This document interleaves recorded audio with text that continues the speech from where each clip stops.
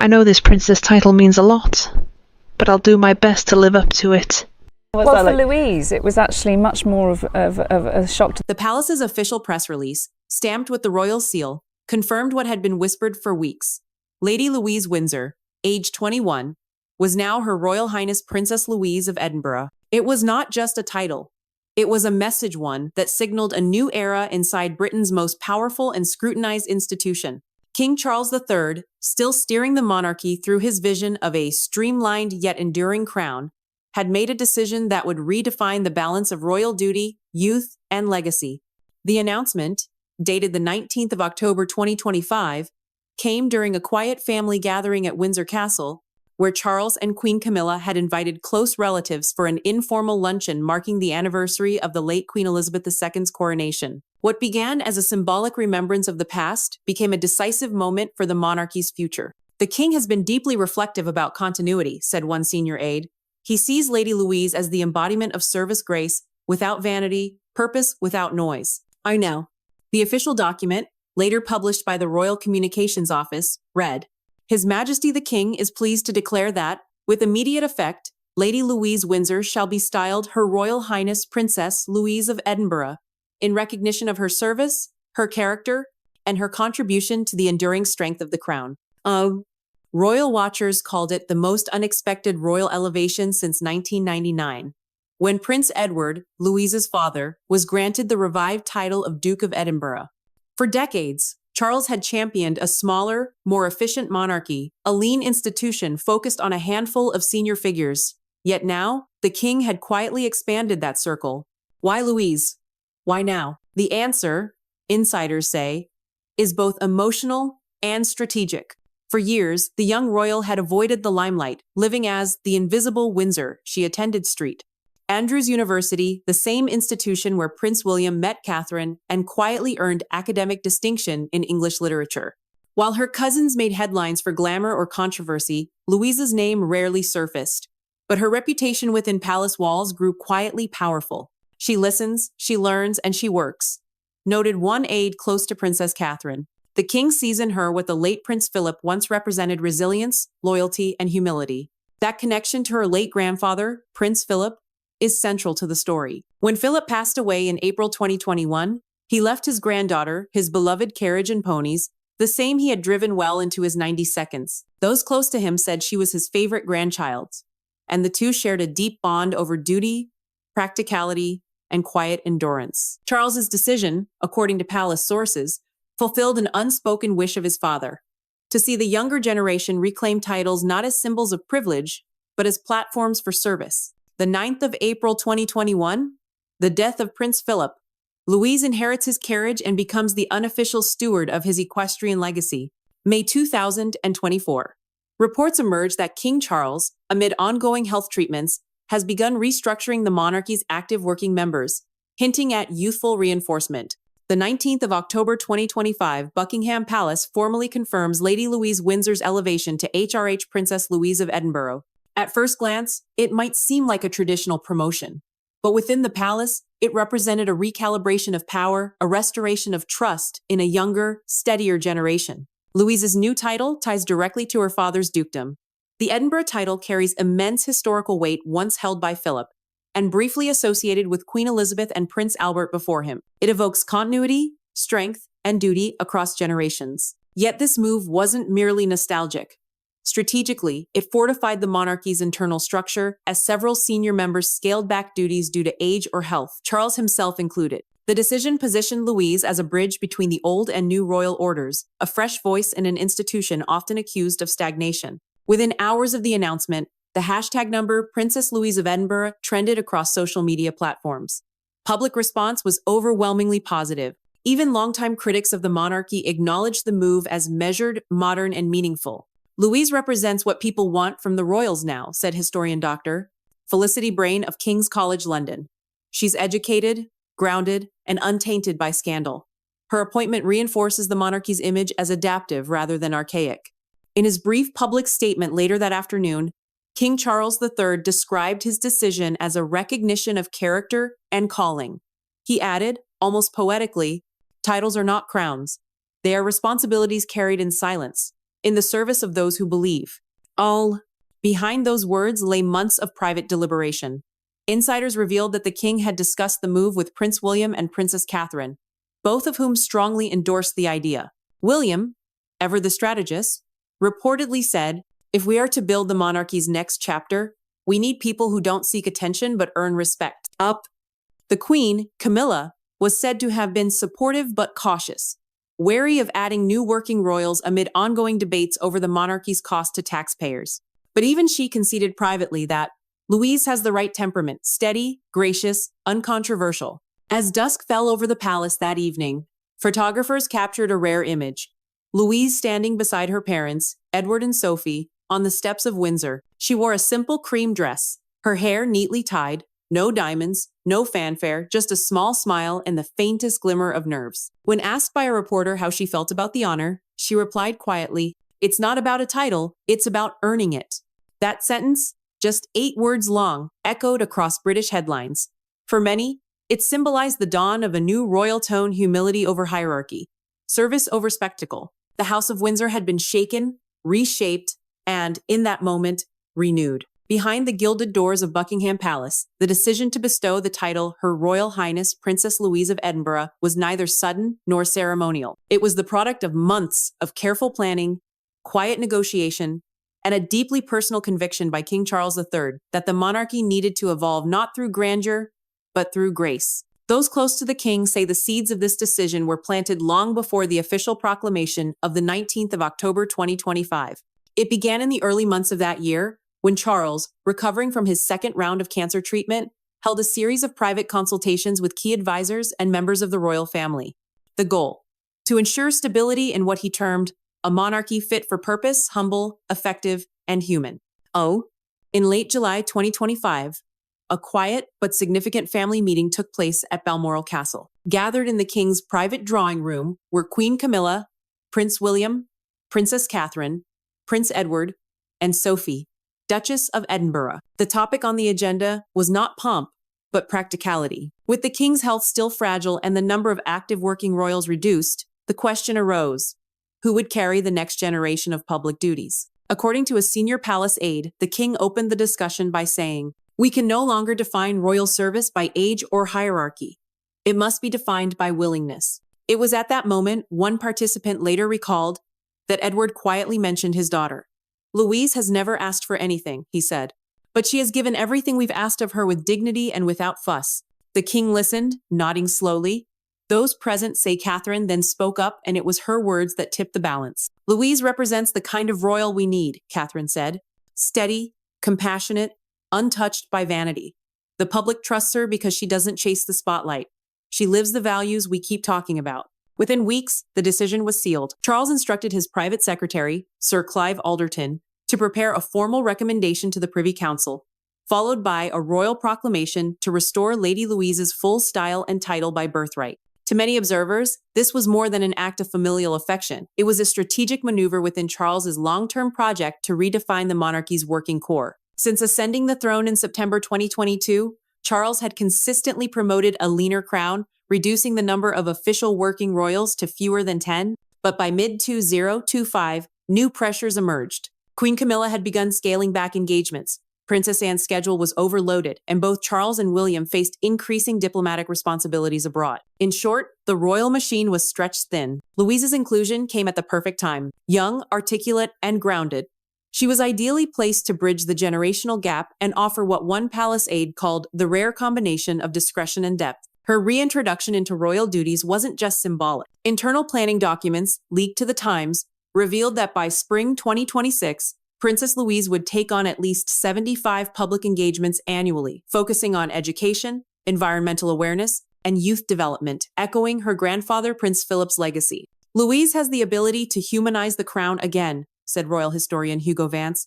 "She's a modern royal in the old mold. No scandals, no theatrics, just quiet service." That's exactly what King Charles wants his monarchy to stand for. If Buckingham Palace expected mild interest, they were mistaken. Within hours of the announcement, public sentiment surged across Britain. Polling by YouGov conducted 2 days later showed that 68% of Britons approved of the move, with 54% saying it reaffirmed their faith in the royal family's future. Albert and Els. Even more striking, support among the 1835 age group historically, the monarchy's most skeptical demographic jumped by nearly 20 points. Commentators credited this to Louise's relatable image. A university student who walked to lectures, held part-time work experience, and stayed off social media. She represents the normalcy people crave from the royals, wrote The Guardian columnist Eleanor Harding. She's not glamorous, she's genuine, and that's revolutionary in its own way. Yet insiders insist that Princess Catherine was the quiet architect of this transition. For months, she had reportedly been mentoring Louise in preparation for future royal life. The two women share a natural rapport, both grounded in middle-class sensibility, both balancing duty with motherhood and modesty. Catherine, sources say, had invited Louise to accompany her to several private charity briefings throughout 2024, including sessions with the Early Childhood Foundation and Shaping Us campaign. She was testing her, one Kensington Palace insider revealed. Catherine wanted to see if Louise could handle the pressure, the diplomacy, the emotional intelligence that public service requires. She passed every test. I do. It was Catherine's endorsement, insiders confirm, that gave Charles confidence to proceed. For a monarch whose reign has been marked by cautious modernization, Louise's appointment was both a nod to the past and a handshake with the future. Observers couldn't ignore the symbolic timing of the event. Just days before the proclamation, Queen Camilla had come under renewed scrutiny for her limited public engagements amid global tours by the Prince and Princess of Wales. By elevating Louise, young, educated, and closely aligned with Catherine the King, appeared to send a subtle but unmistakable signal. The future of the monarchy lies with its women of duty, not drama. The House of Windsor thrives when it listens to its quietest voices, Charles reportedly told his advisors the evening before the announcement. In that statement lay the essence of his reign and the reason the rise of Princess Louise of Edinburgh has already been hailed as one of the most consequential royal developments of the decade. If Lady Louise Windsor once belonged to the quiet corners of royal life, Princess Louise of Edinburgh now stands as its most promising face. Yet her journey to this moment was neither planned nor privileged. It was shaped by humility, hardship, and a deep sense of duty inherited from those who came before her. Born on the 8th of November, 2003, at Frimley Park Hospital in Surrey, Louise was the first child of Prince Edward and Sophie, Duchess of Edinburgh. Unlike her cousins, she entered the world without an immediate press frenzy. Edward and Sophie, deeply protective parents, made a deliberate decision to raise their children outside the traditional royal bubble. Their philosophy was simple. They will earn the right to serve, not inherit it by default. That decision shaped everything that followed. Louise attended St. George's School in Windsor before continuing to St. Mary's Ascot, a private Catholic girls' school known for academic rigor and discretion. While royal biographers often dwell on palatial privileges, those who studied with her describe an ordinary teenager, one who carried her own books, ate lunch with classmates, and was known for her unassuming kindness. Much of Louise's character traces back to her profound relationship with her late grandfather, Prince Philip. Their connection went far beyond lineage. It was built on shared passion, discipline, and an understanding of duty. It was Philip who introduced her to carriage driving, a sport that would become her lifelong pursuit. When the Duke of Edinburgh passed away in April 2021, Louise inherited his personal carriage and ponies, an unprecedented gesture that spoke volumes about his faith in her character.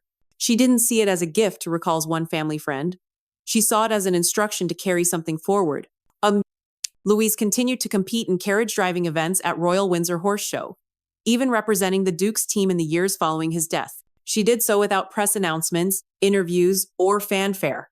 The quiet persistence reminded many within the palace of her grandfather's stoic strength and her grandmother's devotion to service. King Charles reportedly told aides during one private meeting, "In her, I see the balance we all strive for, the grace of her grandmother, the grit of her grandfather." When Louise enrolled at St. Andrews University in 2022, the same university where William and Catherine met, she chose to study English literature.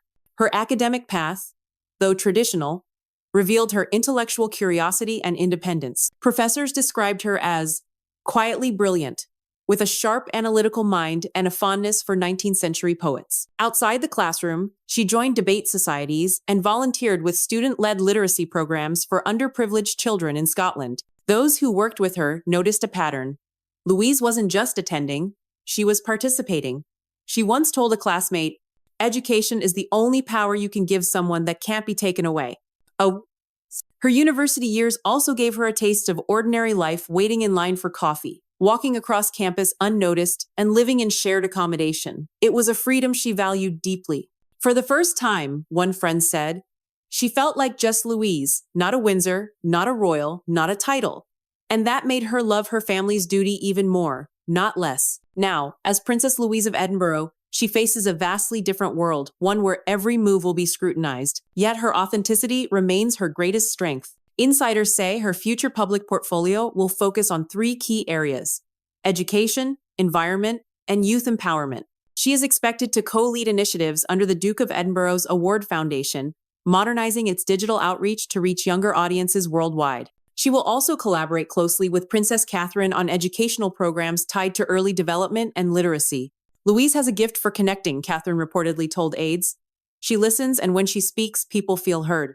Even in the public's eyes, Louise represents something new, a princess with both privilege and perspective. The media once labeled her the shy royal, but that modesty has transformed into quiet authority. When she attended her first official event following her new title, an educational conference in Oxford, the crowd applauded not because she was a princess, but because of what she said. A title can open a door, but kindness keeps it open. That line, simple and unscripted, captured everything the king had hoped to achieve with her appointment. Royal commentators now describe Louise as the spiritual successor to Queen Elizabeth II's sense of duty and Princess Diana's compassion. It's a heavy comparison, but one that fits. She represents the human heartbeat of the modern monarchy, neither rebellious nor rigid, but relevant. As historian Patrick Jeffers wrote in The Telegraph, if the House of Windsor is to survive the century, it will be because of figures like Louise, those who lead not from the balcony, but from the ground. And RT. In an era when titles can feel distant, Princess Louise of Edinburgh stands as proof that royal blood means little without purpose, and purpose, when guided by humility, can redefine a dynasty. In every royal portrait of Princess Louise of Edinburgh, there seems to be an invisible figure standing just behind her, the towering presence of her late grandfather, Prince Philip, Duke of Edinburgh. His influence, though silent, is written into the very architecture of her new title and the philosophy guiding King Charles's reign. When Buckingham Palace announced Louise's elevation, it wasn't lost on anyone that she had inherited not just Philip's carriage and ponies, but also his title, the one most synonymous with integrity, innovation, and devotion to public service. For Charles, granting his niece the style of Princess Louise of Edinburgh was more than symbolic. It was an act of restoration, a way to carry forward Philip's ideals into a new generation. Prince Philip was the original modernizer of the British monarchy. Decades before reform became a royal buzzword, he understood that survival depended on adaptability. His lifelong work, from the Duke of Edinburgh's award to environmental advocacy, gave young people across the Commonwealth a framework for leadership rooted in resilience and empathy. Louise, who often accompanied him during his later years, absorbed that lesson firsthand. She was just 17 when she stood beside her grandmother, Queen Elizabeth II, at Philip's funeral, calm, poised, eyes fixed on the carriage she once drove with him. Those who knew her said she made a private vow that day to live as he had taught her, with purpose, humility, and steadiness under pressure. He never believed in titles for their own sake, a former palace aide once said of Philip. He believed in action. Louise has that same quiet steel. King Charles's relationship with his father was famously complex, marked by admiration and distance. But as monarch, Charles has found himself fulfilling his father's vision in ways perhaps neither of them could have predicted.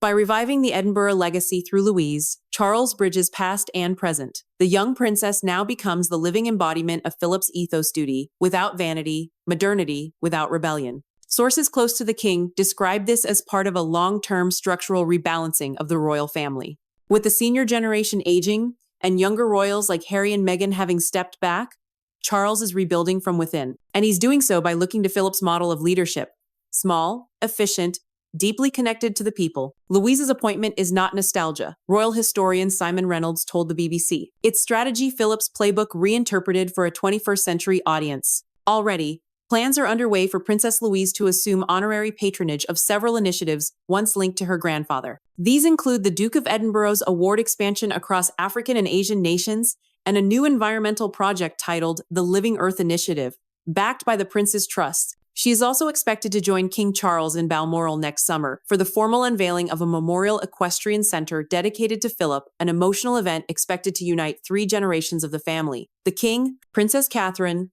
and now Princess Louise. For the British public, the symbolism is profound. The image of the king's niece, a university graduate, a sportswoman, a modern princess standing in Philip's stead, reinforces a monarchy that evolves without erasing its roots. In a quiet moment captured by photographers at Sandringham, just days after her new title was announced, Louise was seen placing a single white rose beneath the statue of her grandfather. No statement was issued, no press release followed, but the act itself spoke louder than words. It reminded the world that beneath the polished veneer of royal life lies a thread of continuity, a promise passed down from grandfather to granddaughter. The Duke once said, "You don't inherit service, you choose it." Now, his granddaughter has chosen it in full.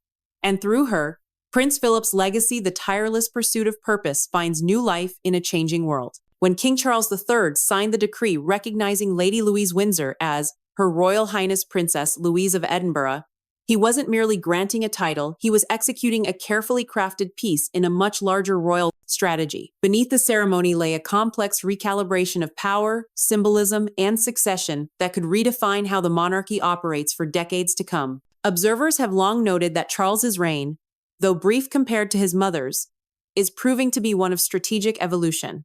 Unlike Queen Elizabeth II, whose strength was constancy, Charles's approach has been dynamic, sometimes daring, often delicate. The transformation of Lady Louise into Princess Louise represents both a nod to legacy and a blueprint for the monarchy's survival in the 21st century. By mid-2025, Buckingham Palace was facing a quiet crisis. Public trust had steadied after the turbulence of the Sussex departure and the controversy surrounding Prince Andrew. But there was growing fatigue, a sense that the crown was running on nostalgia rather than purpose. At the same time, the monarchy's working roster was thinning. King Charles was scaling back due to ongoing health management following his cancer recovery. Queen Camilla was increasingly selective with her public duties, focusing on literary and domestic causes. Princess Anne, the hardest-working royal, was nearing her mid-72s and overstretched. The Prince and Princess of Wales were juggling a demanding schedule while raising 3 young children. In short, the palace was running out of hands and hearts to represent the institution. That vacuum created both a challenge and an opportunity. Charles realized that he didn't just need more royals, he needed the right kind of royals. People the public could trust not for their charisma, but for their character. Louise fit that brief perfectly. She represents the moral reset Charles has been quietly engineering, noted royal commentator Thomas Harding. The monarchy can no longer rely on grandeur, it must rely on goodness. Insiders describe Charles's philosophy for this new phase as the faith and function doctrine. The idea is simple. Each royal must embody both a spiritual and civic role service guided by conscience. Charles's own transition towards spirituality has been visible in recent years. His visit to the Vatican, his emphasis on interfaith dialogue, and his new social initiative, Bridging Faith and Nation. But what truly sets his leadership apart is the way he delegates. Rather than centralizing power, Charles is redistributing it, entrusting younger royals with distinct thematic responsibilities. Prince William, global diplomacy and environmental sustainability. Princess Catherine, early childhood, mental health, and family resilience. Princess Louise, youth development, education, and community leadership. It's a system that mirrors the corporate world of monarchy, managed more like a social enterprise than an empire. Charles isn't shrinking the monarchy anymore, said a senior royal aide. He's streamlining it with purpose. He wants every royal to be identifiable by cause, not by costume. Louise's inclusion isn't just a familial gesture, it's part of a generational bridge. At 21, she represents a new era of royals who understand both tradition and technology. Palace sources reveal she has been personally briefed on digital engagement reforms designed to modernize royal outreach, including interactive education platforms and global youth forums aligned with the Commonwealth Futures program. Her approach will differ from her elders. Rather than cutting ribbons and unveiling plaques, Louise will focus on participation over pageantry. Her first international engagement, planned for March 2026 in Nairobi, will spotlight sustainable education programs for young women, a cause that connects directly to her grandfather's legacy and her Aunt Catherine's initiatives. Charles's decision to highlight her role internationally so early signals trust and strategic intent. It's a way to project renewal without disruption, continuity without complacency. Still, not all within the palace have greeted this restructuring with enthusiasm. According to insiders, Queen Camilla reportedly expressed unease over the decision's timing and media framing. She was concerned it would shift public focus away from her own projects, one courtier confided. The contrast between Camilla's seasoned visibility and Louise's understated rise has not gone unnoticed by the public or the press. Recent coverage by the Daily Mirror described the moment Louise's title was announced, while Camilla's literary gala was quietly overshadowed by royal headlines. For the first time, one royal correspondent wrote, Camilla was not the senior woman of the moment, and that change in dynamic was palpable. Catherine, ever diplomatic, has reportedly been careful to bridge that gap, ensuring the family's unity is presented as harmonious. But even her efforts can't obscure what many see as the monarchy's new visual narrative. Catherine and Louise, the moral vanguard of a redefined royal era. For Charles, this is not rebellion, but restoration. By returning the Edinburgh title to Philip's granddaughter, he is reasserting a principle his father lived by: service before self. In doing so, he places Louise at the heart of a monarchy seeking moral clarity in an age of skepticism. If the Elizabethan era was about constancy and the Charles era about correction, then the emerging Louise generation may well be about conviction, a return to purpose over prestige. As the Sunday Times editorialized following the announcement, King Charles is building his legacy not on gold, but on faith, intellect, and the courage to let the next generation lead. And that, perhaps, is the most radical thing a monarch can do. The rise of Princess Louise of Edinburgh is more than a royal appointment. It's a quiet revolution. In a world where crowns are often seen as relics, Louise embodies a monarchy reshaped by humility, intellect, and purpose. Her journey from private citizen to public servant marks a turning point in how the British royal family defines power in the modern age. When King Charles conferred the title, it wasn't just about honoring bloodline, it was about entrusting a legacy. Louise now stands at the intersection of three generations: the discipline of Prince Philip, the vision of King Charles, and the empathy of Princess Catherine. Together, they form what commentators call the triad of renewal, a blend of wisdom, modernity, and compassion. Louise's emerging public image reflects that evolution. Gone is the narrative of royal detachment. Instead, she has positioned herself as a participant in society, attending youth forums, visiting schools, and quietly funding scholarships through the Edinburgh Future Trust. Her first independence speech, delivered at St Andrews, summarized her philosophy in one line: "Titles are borrowed, but trust is earned." That sentence resonated across the Commonwealth, sparking a surge of public approval unseen since Catherine's early years. It also underlined what makes Louise different. She is not performing royalty, she is practicing responsibility. For King Charles, this success vindicates his strategy. In Louise, he sees the proof that a modern monarchy can balance reverence with relevance. For Catherine, she sees a partner, someone who will help carry the moral and humanitarian dimension of the crown forward. And for the British people, still navigating questions about the monarchy's future, Louise offers something rare: authentic hope. As royal biographer Anna Pascoe wrote, "Every era has its renewal figure. Elizabeth was duty, Diana was compassion, and now Louise may be faith in motion." It's too soon to predict where her path will lead. But if the past months are any indication, Princess Louise of Edinburgh will not merely inherit history, she will help write its next chapter. Because sometimes, the quietest royal in the room ends up changing the story forever.